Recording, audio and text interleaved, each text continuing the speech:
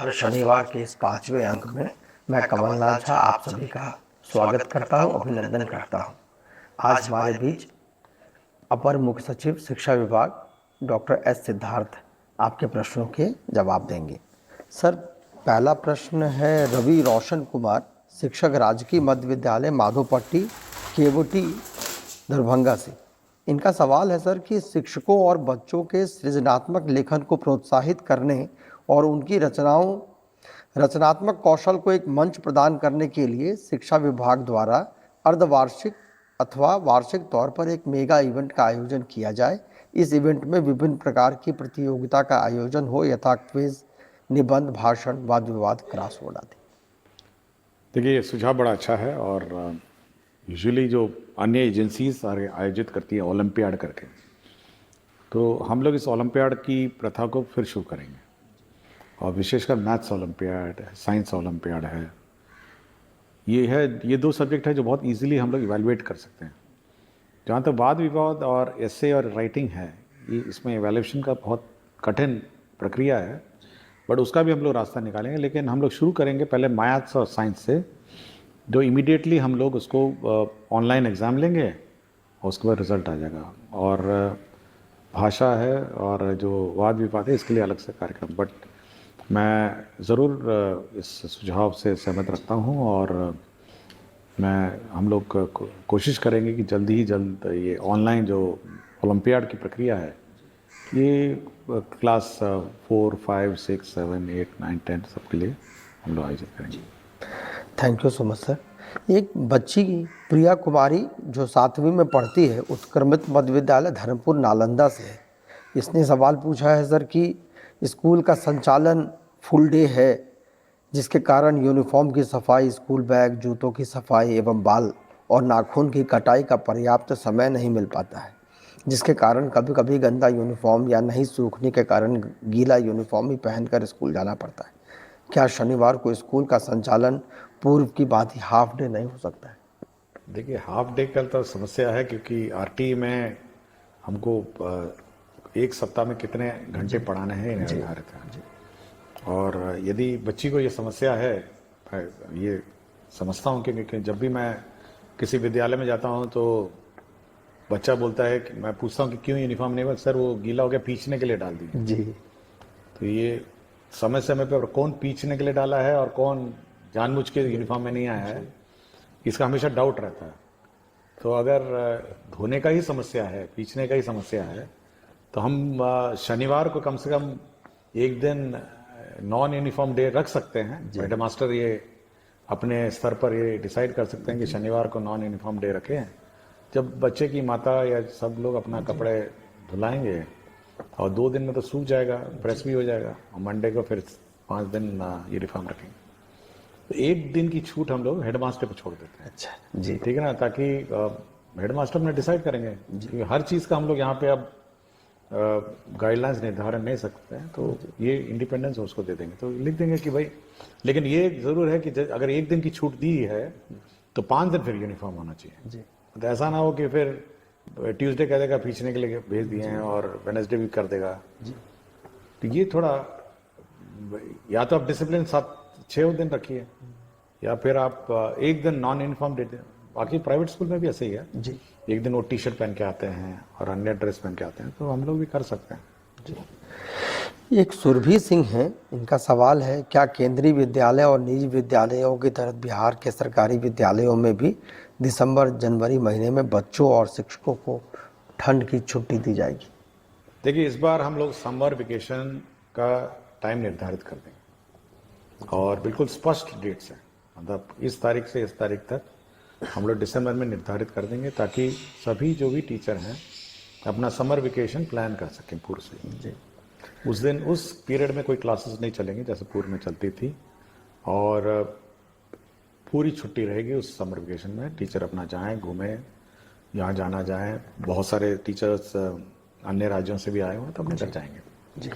और summer vacation के पूर्व केवल इतना ही हम लोग टीचरों से अनुरोध करेंगे कि समर वेकेशन में आप बच्चों को होमवर्क देंगे, समर होमवर्क देंगे और प्रोजेक्ट वर्क देंगे जी। जैसे प्राइवेट स्कूल में होता है ना कि आप एल्बम बना के लाइए, अपने गांव में कौन कौन पत्ते हैं, कौन कौन फूल हैं, या कौन कौन जानवर के चित्र हैं, तो एक कुछ होमवर्क जो है वो आप समर वेकेशन में देंगे, लेकिन क्लासेस नहीं होंगी।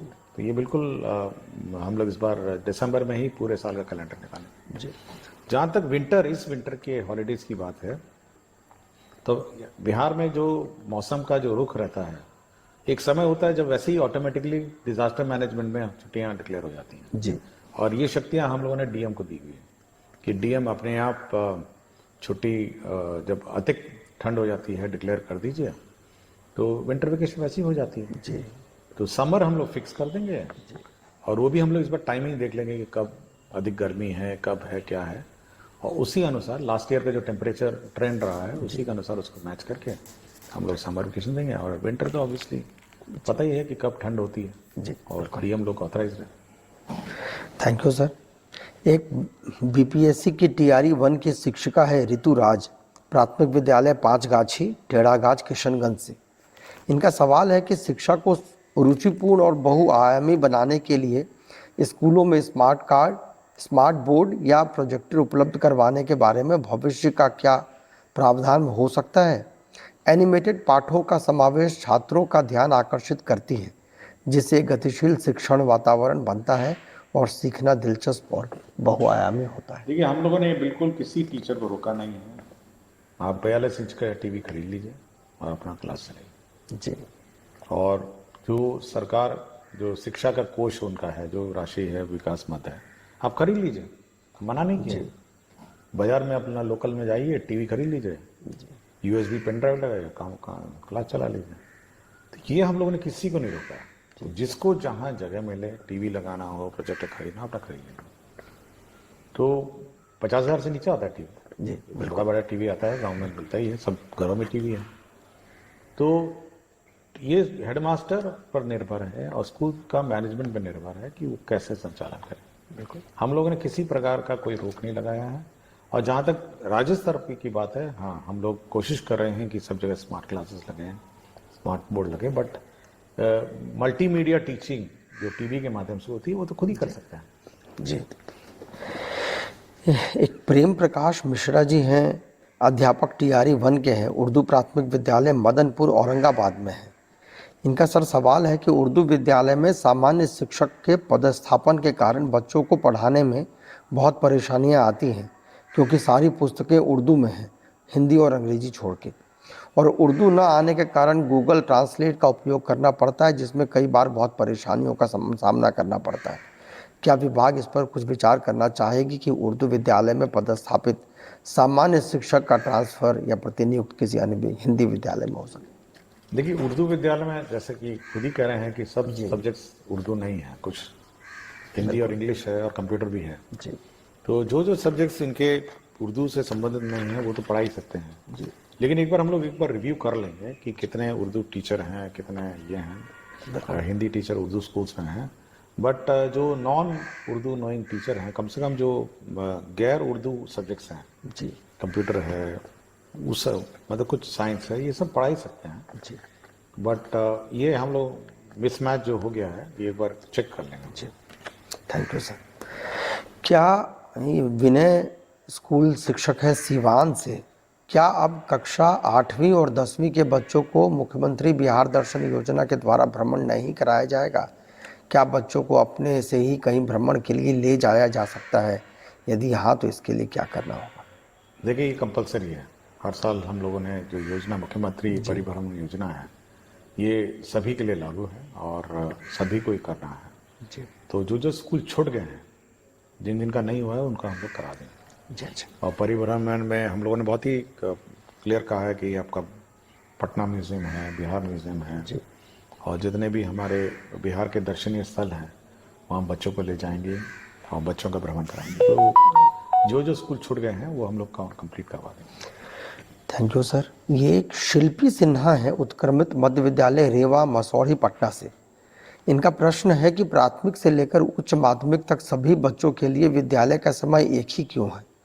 क्या प्राथमिक विद्यालय में बच्चों के समय में थोड़ा बदलाव किया जा सकता है, क्योंकि इन कक्षाओं के पाठ्यक्रम में बहुत अंतर है, अगर यह संभव हो तो इस पर कुछ विचार किया जाए। हमने पहले भी कहा कि मल्टी टाइम स्लॉट सिस्टम हम लोग लागू करने वाले हैं, जी और छोटे बच्चों के लिए अलग टाइमिंग और बड़े बच्चों के लिए अलग टाइमिंग, और ये छूट हम लोग हेडमास्टर को देंगे कि कौन क्लास में छोटे बच्चे पढ़ेंगे, कौन क्लास में बड़े बच्चे पढ़ेंगे। तो ये छूट हम लोग देने वाले हैं। जी थोड़ा सॉफ्टवेयर में इसको अपडेट करने की आवश्यकता है, क्योंकि अटेंडेंस सिस्टम इलेक्ट्रॉनिक है। जी तो जैसे ही ये स्लॉट सिस्टम अपडेट हो जाएगा, हम ये लोग हेडमास्टर को ही ऑथराइज कर देंगे कि आप छोटे बच्चों के लिए अलग टाइमिंग रखिए और बड़े बच्चों के लिए अलग टाइमिंग रखिए। जी क्योंकि छोटे बच्चे खेल कूद, जी आर्ट, कल्चर, बाकी सब अन्य विद्याओं में अपना करेंगे, और बड़े बच्चों का जो कोर्स वर्क है कुछ ज़्यादा रहता है, जी उसका अलग टाइमिंग रहेगा। जी तो मल्टी टाइम स्लॉट सिस्टम हम लोग टाइम लागू करने वाले हैं। जी, ये बहुत उपयोगी है सर। ये कुमार नरेंद्र है, प्रधानाध्यापक राजकीय मध्य विद्यालय वंशी पचड़ा, तरियानी शिवहर से। इनका है कि सभी प्राथमिक और मध्य विद्यालय में एक कक्षा अलग से ब्रिज कोर्स का पूरे दिन चलाया जाए, जिसमें अधिकतम 20 चयनित बच्चों को 6 माह में निर्धारित लक्ष्य को प्राप्त कराकर उम्र सापेक्ष कक्षा से जोड़ने का कार्य किया जाए। यह कार्य उच्चतम कक्षा से करते हुए क्रमशः नीचे की कक्षा तक लाया जा सकता है, और पूरे साल यह कार्य किया जाए, क्योंकि कई कारण से कुछ बच्चे पढ़ाई में सामान्य रूप से प्रगति नहीं कर पाते हैं और सामान्य कक्षा में उन पर व्यक्तिगत ध्यान देना शिक्षकों के लिए संभव नहीं हो पाता है। इस संबंध में विभाग की क्या योजना है? इसमें हम लोगों ने मिशन दक्ष चलाया, जी और करीब 8 महीने इसको हम लोगों ने चलाया, और अब देखोगे टाइम टेबल में लास्ट टाइम मिशन दक्ष का भी टाइम स्लॉट था, लेकिन ना ही बच्चों ने रुचि लिया ना टीचर ने रुचि लिया। जी और क्योंकि जब सारे बच्चे चले जाते हैं, बच्चे रुकते नहीं, तो इसलिए मिशन दक्ष जो है उस टाइम स्लॉट में चला नहीं। और इस बार जो टाइम टेबल जो हम लोगों ने इशू किया है, उसमें मिशन दक्ष का टाइम टेबल नहीं है। उसमें अब देखेंगे कि 3-15 के बाद रेगुलर क्लास ही है, बट मिशन दक्ष के लिए अलग क्लास नहीं है। हम लोगों ने ये कहा कि जो कमजोर बच्चे हैं वो हर क्लास के प्रथम 2 रो में बैठेंगे, जी first row and second row. बाकी जो सामान्य स्टैंडर्ड के बच्चे हैं वो पीछे बैठे, ताकि जो टीचर है वो उस पर नजर रखेगी कि सामने वाले 2 रो में बच्चे पढ़ रहे हैं नहीं पढ़ रहे। क्योंकि मैं जब भी इंस्पेक्शन में जाता हूँ जी तो देखता हूँ सबसे कमजोर बच्चा सबसे पीछे बैठा रहता है, बिल्कुल, और सबसे चालाक बच्चा सबसे आगे बैठा रहता है, और पीछे जो बैठा रहता है वो दूसरी दुनिया में खोया रहता है। उसकी ना किताब रहती है, ना बैग रहता है, ना यूनिफॉर्म रहता है। ऐसा लगता है जैसे जबरदस्ती वो स्कूल में बैठा है। जी तो हम लोगों ने कहा इस प्रकार के बच्चों का प्रथम बेंच पे और सेकंड बेंच पे बैठिए। और प्रथम बेंच और सेकंड बेंच में आजकल देखेंगे ना, बहुत स्मार्ट और इंटेलिजेंट स्टूडेंट बैठते हैं, बिल्कुल, और बिल्कुल ध्यान देते हैं, बिल्कुल कॉपी वॉपी सब ठीक रहता है, यूनिफॉर्म। ये पीछे बैठे और ये कमजोर बच्चे आगे बैठे, ताकि कमजोर बच्चे अच्छे बच्चों से सीखें पहले तो, और टीचर की नजर रहेगी। तो पहले तो ये है। दूसरा, हम लोग ये व्यवस्था भी करने जा रहे हैं, जो हमारे स्कूल्स हैं ये 4-4:30 बजे खाली हो जाते हैं, 5 बजे तक तो स्कूल लॉक हो जाता है। और ये बहुत इंपॉर्टेंट एसेट है, मतलब ये शिक्षक जगत में ये बहुत इंपॉर्टेंट एसेट है एजुकेशन सिस्टम में। तो हम लोग चाहेंगे जो ग्रामीण क्षेत्र में जो लड़के हैं, जो पढ़े लिखे लड़के हैं, वो कुछ एक्स्ट्रा क्लासेस अगर ऑफ टाइम में ले सकें, और तो हम लोग इन बिल्डिंग्स को और इन क्लासरूम्स को उपलब्ध कराएंगे। और ये जो कमज़ोर बच्चे हैं, देखे होंगे गाँव में कमज़ोर बच्चे हैं, वो उसको पढ़ाने का कोशिश करेंगे। 5 बजे रात को, 6 बजे रात को, 7 बजे रात को हम लोग बिजली इन्वर्टर की व्यवस्था करेंगे। लेकिन ऑफ स्कूल आवर्स में अगर ये इस टाइप के जो स्थानीय लड़के हैं, प्राइवेट ट्यूशन बहुत लोग चलाते हैं, बिल्कुल, तो कुछ ऐसी कोई व्यवस्था कोशिश कर रहे हैं हम लोग कि ये जो कमज़ोर बच्चे हैं उनको अलग से 5, 6, 7 बजे रात को उनको पढ़ाया जाए। जब खेलने वेलने का समय खत्म हो जाए तो कुछ बैठ के 1 घंटा 2 घंटा पढ़ाया जाए। तो हमारी इच्छा है कि बड़ी जल्दी से इसको ब्रिज कोर्स को कंप्लीट करना पड़ेगा। बहुत सारे हम लोग अभी इवैल्यूएशन हम लोगों ने किया है, तो बहुत सारे बच्चे हैं जो इस प्रकार पीछे पिछड़ गए हैं अपने अपने क्लासों में। तो पिकअप करके उसको कैचअप करना भी हमारे लिए अब चैलेंज है, और वही हम कोशिश कर रहे हैं कि 5 से 7 बजे रात को अंधेरे में अपना क्लास चलेगा। कुछ बच्चे लोकल गांव में बहुत पढ़े लिखे हैं आजकल, बिल्कुल बहुत लोग हैं पढ़ने का ट्राई, कुछ फीस दे के पढ़ेंगे ट्यूशन, कुछ फ्री में पढ़ेंगे, तो कुछ इसी प्रकार की कोई व्यवस्था हम लोग करने जा रहे हैं। बहुत हेल्पफुल है सर ये गिरीश चंद्र जी हैं, विद्यालय अध्यापक हैं, उत्क्रमित मध्य विद्यालय बाभन गच्छ पोठिया किशनगंज से। इनका है शिक्षा कोष पर डेली क्लास एक्टिविटी के रूप में कंपलसरी पाठ जोड़ा जाए, जिसमें प्रत्येक कक्षा में मासिक सिलेबस के अनुसार शिक्षकों के द्वारा क्या पढ़ाया जाना है का जिक्र हो। साथ ही प्रत्येक दिन पढ़ाए जाने वाले पाठों की जानकारी तस्वीर के साथ शिक्षकों के द्वारा खुद के आईडी से अपलोड करने की व्यवस्था होनी चाहिए। इससे गुणवत्तापूर्ण शिक्षा के प्रयास को और मजबूती मिलेगी। देखिए कितना आप अपलोड करवाइए हर चीज़ को। देखिए हम हमेशा चाहते हैं कि शिक्षक जो है मोटिवेटेड और अपनी स्वेच्छा से इंडिपेंडेंस है। जितना आप कहिएगा कि इधर जा रहे हैं तो वो भी अपलोड करिए, उधर जा रहे हैं अपलोड करिए, ये भी करिए तो अपलोड करिए, तो भाई ये तो आपको लोकल स्थानीय व्यवस्था है और हेडमास्टर और टीचर की कमेटी का व्यवस्था है। अभी हाल ही में मैं आरा गया था। आरा में एक स्कूल में मैंने देखा कि वहाँ पे दीवार पे ही लिखा हुआ है, मतलब पूरा का पूरा टाइम टेबल है कि सप्ताह में मतलब कौन सा क्लास का कब टाइम टेबल होना चाहिए, क्या चैप्टर होना चाहिए, पूरा लिखा हुआ है। और ये भी अंकित है कि वो चैप्टर ऑन टाइम है या पिछड़ गया है जी। तो ये हेडमास्टर बहुत ही जहाँ जहाँ इनोवेटिव हैं, जहाँ जहाँ मेहनत कश हैं, वहाँ तो उन्होंने सुनिश्चित कर दिया कि भाई टाइम टेबल किस टाइम टेबल है, चैप्टर 5 होना चाहिए जी। क्या हम चैप्टर 5 पहुँचे हैं या चैप्टर 5 से पहले चल रहे हैं। तो हर क्लास का हर टीचर का उसने पूरा मैपिंग किया हुआ था। तो ये हेडमास्टर और टीचर लोग अपना करें, और मेरे विचार से अगर स्कूल अपने एक एज अ टीम जी करेंगे तो ये हम लोग रोज, मैं बार बार बोलता हूँ, पुलिसिंग हमसे क्यों करवा रहे हैं, क्यों चेक करवाना चाहते हैं रोज। आप अपनी टीम है, आपका बच्चा है, पढ़ाइए ना। बिल्कुल सब छूट आपको दी हुई है, आपको समय भी निर्धारित है, तो आप अपने मोटिवेशन से ये सब काम करिए और कोशिश करिए कि एक मॉनिटरिंग सिस्टम स्कूल में अपने इंटरनली भी बिल्ट हो। हर चीज ई शिक्षा कोच पर नहीं हो, क्योंकि आप फिर तंग आ जाएंगे कि ये भी डेटा डाला जाए, वो भी डेटा डाला जाए, मिड डे मील भी डाला जाए, अटेंडेंस भी डाला जाए, सब कुछ डाला जाए। तो बाद में लोग शिक्षक ये कहने लगेंगे कि भाई हम लोग तो ई शिक्षा कोच को जवाब देते देते समय बीत गया, पढ़ाएंगे नहीं। हम तो कह रहे हैं पहले पढ़ाइए ना, पहले पढ़ाइए। हम तो बहुत लिमिटेड डेटा आपसे लेंगे ना, हर चीज का डेटा तो ना हम लोग ले रहे हैं आपसे, केवल अटेंडेंस लेता हूँ, मिड डे मील का भी मैंने बोल दिया है, और बाकी जब सब स्कूल में टैब होगा तो फिर कुछ और डेटा मांगा जाएगा। बिल्कुल, लेकिन हर चीज का हमको मत कहिए कि ई शिक्षा कोच होना चाहिए। स्कूल अपने नियंत्रण और अपने डिसिप्लिन में चले। बिल्कुल सर। एक मोहम्मद वासीम अहमद है, ये उत्क्रमित हाई स्कूल रामनगर इस्माइलपुर भागलपुर से है। I request you to please give instructions to all the DOs and DPOs to release list for 6 residential training by Friday evening or on Saturday by 4 p.m. ये तो फ्राइडे की बात कर रहा था, मैं कहता हूँ एक सप्ताह पहले होना चाहिए। सब परिवार को अपना प्लानिंग भी करना ना कि कहीं बाहर जाए, और मैंने ये भी कहा है कि अपने ज़िले में ही ट्रेनिंग हो जी, और बायोमेट्रिक भी हो। तो मैं चाह रहा हूँ, मैं कोशिश में हूँ कि सभी जो ट्रेनिंग है उनके अपने ज़िले में होंगी, और एक सप्ताह पहले कम से कम एडवांस सूचना होनी चाहिए। बहुत अच्छा है सर। सर इसमें एक महेश कुमार है, विद्यालय अध्यापक है, 9वीं 10वीं में पढ़ाते हैं सामाजिक विज्ञान। ये नवराष्ट्र विद्यालय पताही मुजफ्फरपुर से है।